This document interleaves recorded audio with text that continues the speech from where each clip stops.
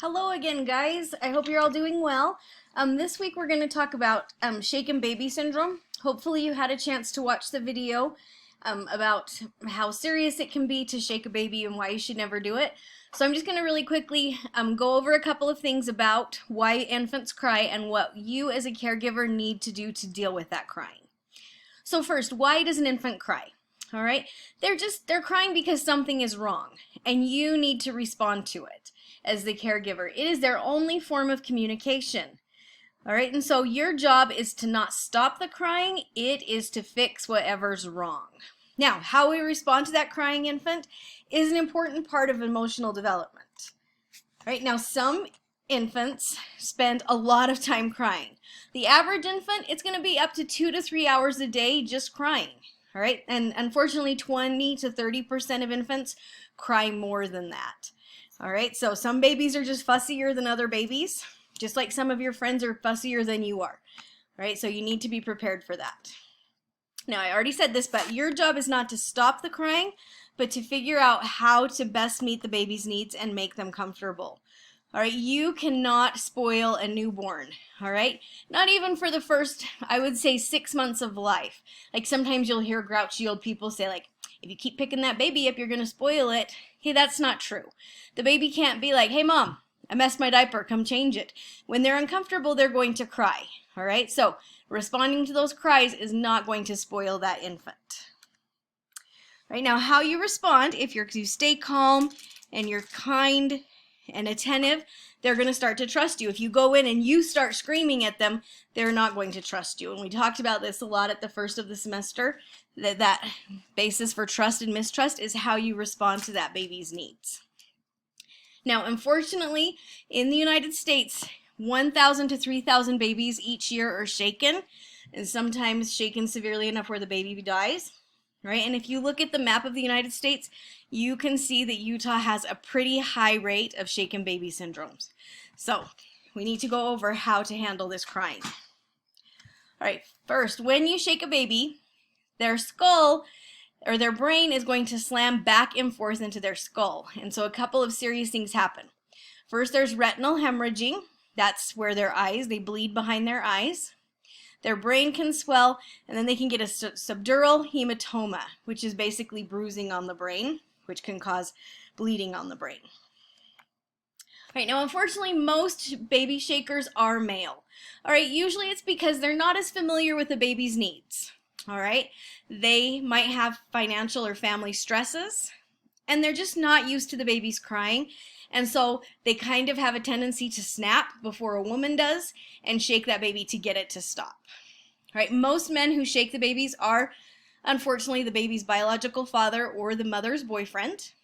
But that doesn't mean that mothers haven't shaken their babies, grandparents, step-parents, even child care workers. On the video you watched, it was a daycare provider that just reached a point where she couldn't handle it anymore and shook that baby.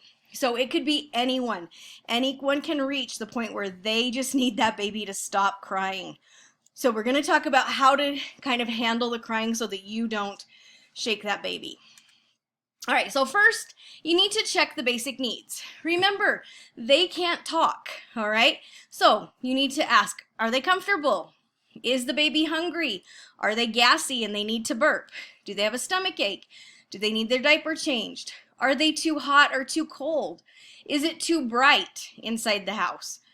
All right, is it too loud? Is there something in their clothing that's uncomfortable? Or are they just need to cry? Like we all just sometimes need to have a good cry. Over the last 6 weeks, we probably all had a point where we just needed to have a good cry as we're stuck in our houses. Same thing with babies.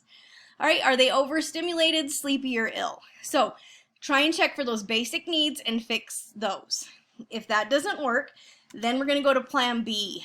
And we're going to try and calm the baby with motion, touch, and sound.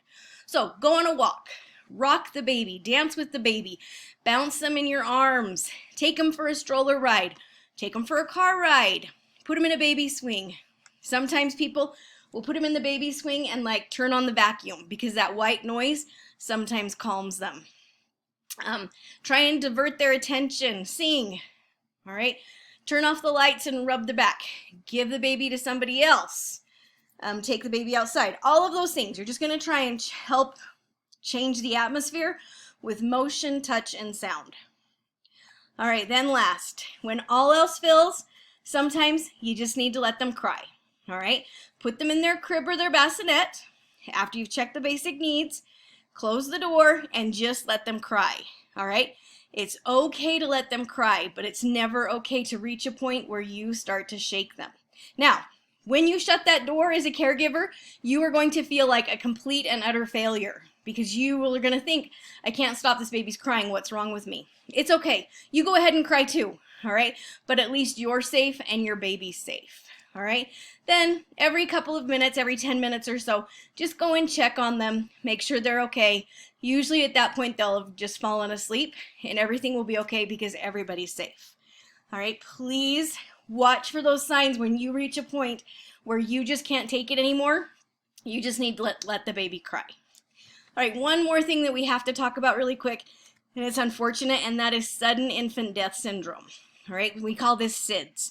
That's the abbreviation. And this is when a baby is asleep and just unfortunately they die. They're not 100% sure why it happens. So they think it's because like sometimes a blanket will smother them. Maybe if the infant's really young, they forgot to breathe. There's really no explanation for it. All right, so and it can happen up until they're a year old. So how you prevent sudden infant death syndrome is they need to be put on their back to sleep. All right, that stops them from like smothering in a blanket. All right, so on their back to sleep. Okay, don't have any blankets, pillows, or stuffed animals in the crib. I know that it's super cute to have all these ruffly, fluffy stuffed animal things in their crib. Nothing should be in the crib until they're older. All right, do not sleep with your baby. Sometimes there is kind of a movement among parents to sleep with your baby. Don't do it. All right, you're asleep. They kind of roll into you or you might roll onto them and suffocate them. So they always just need to sleep in their own bed. All right, watch for colds and other illnesses. A lot of times when a baby does die of SIDS, the parents do say that they were like had a stuffy nose or a little cough before. So kind of watch for that. All right, so I know this week's lesson was kind of a bummer, but I hope you do have a good week. All right, we only have a couple more weeks of work left and then it's officially summer vacation. All right, hopefully we'll be able to leave our homes and do like fun things, but you know, we'll be okay if we can't. All right, so have a great week. I'll see you next week. Bye.